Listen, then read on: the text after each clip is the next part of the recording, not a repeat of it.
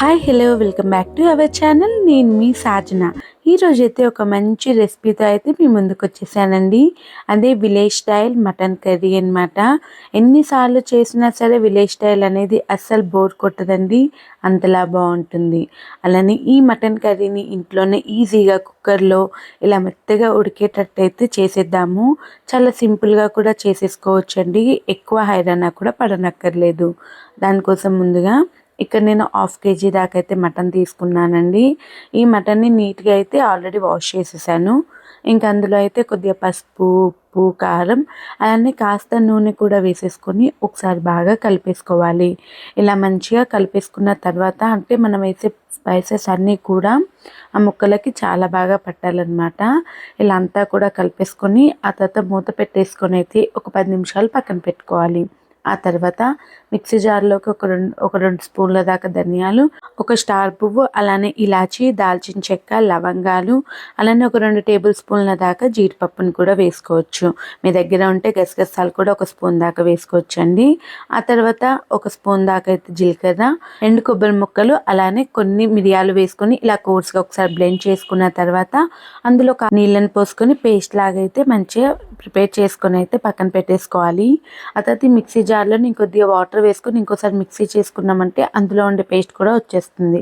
దాన్ని పక్కన పెట్టుకొని ఆ తర్వాత కుక్కర్లోకి అయితే ఇక్కడ కొద్దిగా ఆయిల్ వేసేసుకోవాలి. మటన్ కర్రీ కొద్దిగా ఆయిల్ ఎక్కువ పడుతుందండి. ఆ తర్వాత అందులో కొద్దిగా బిర్యానీ ఆకు, ఆ తర్వాత కొద్దిగా జీలకర్ర, పచ్చిమిర్చి, ఉల్లిపాయలు వేసుకొని బాగా వేయించుకోవాలి. ఉల్లిపాయలు అయితే గోల్డెన్ కలర్ వచ్చేంత వరకు అయితే వేయించాలి.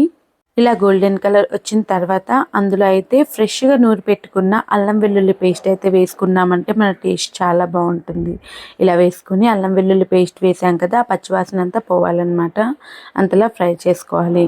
ఆ తర్వాత అందులోనే మ్యారినేట్ చేసి పెట్టుకున్న మటన్ అయితే వేసేసుకోవాలి. వేసుకొని ఒకసారి బాగా కలిపేసుకోవాలి.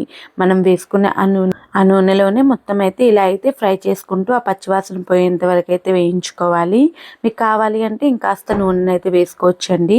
ఆ తర్వాత అయితే ఒకసారి బాగా కలిపేసుకొని మూత పెట్టేసుకొని ఒక 5 నిమిషాల పాటు అయితే కుక్ చేసుకోవాలి మంచిగా. ఇలా ఇందులోనే మటన్లోనే కొద్దిగా వాటర్ అయితే ఎలాబరేట్ అవుతుందండి. ఇంకా అందుకనే అందులోనే కాస్త ఒక 5 నిమిషాలు అయితే మంచిగా ఆ పచ్చివాసన పోయేంత వరకు అయితే కుక్ చేసుకున్న తర్వాత మనం ప్రిపేర్ చేసి పెట్టుకున్న పేస్ట్ ఉంటుంది కదా, దాన్ని కూడా వేసుకొని ఒకసారి అయితే పచ్చివాసన పోయేంత వరకు అయితే మంచిగా అయితే ఇలా దగ్గరకు పడేంత వరకు మనము దీన్ని మూత పెట్టేసుకొని అయితే కుక్ చేసుకోవాలన్నమాట.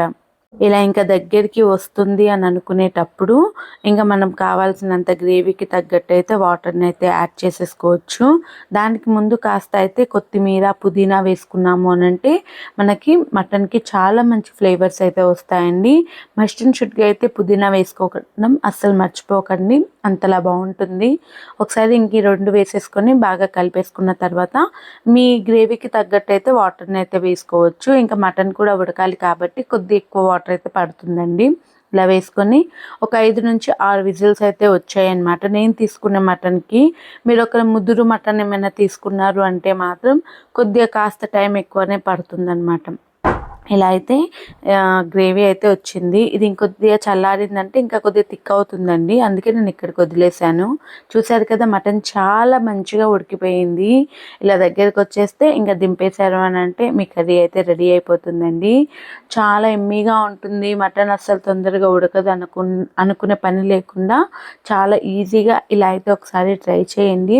ఇది బగారాలోకి, అలానే రైస్లోకి, చపాతీలోకి కూడా చాలా బాగుంటుందండి. ఒకసారి మీరు ట్రై చేయండి. ఎలా వచ్చిందన్నది నాకు కామెంట్ బాక్స్లో అయితే చెప్పడం అస్సలు మర్చిపోకండి. అలానే మన ఛానల్కి అయితే కొత్త లోగో, ఇంట్రో, అవుట్రో అయితే నేను క్రియేట్ చేశానండి. ఎలా ఉందన్నది కూడా కామెంట్ చేయండి. అలానే సబ్స్క్రైబ్ చేసేసుకోండి.